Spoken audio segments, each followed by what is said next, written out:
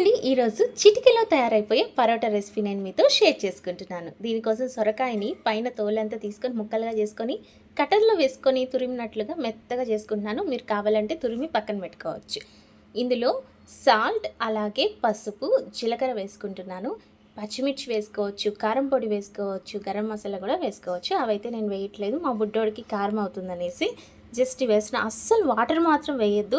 Multigrain ఆటాని నేను use చేస్తున్నాను అనమాట.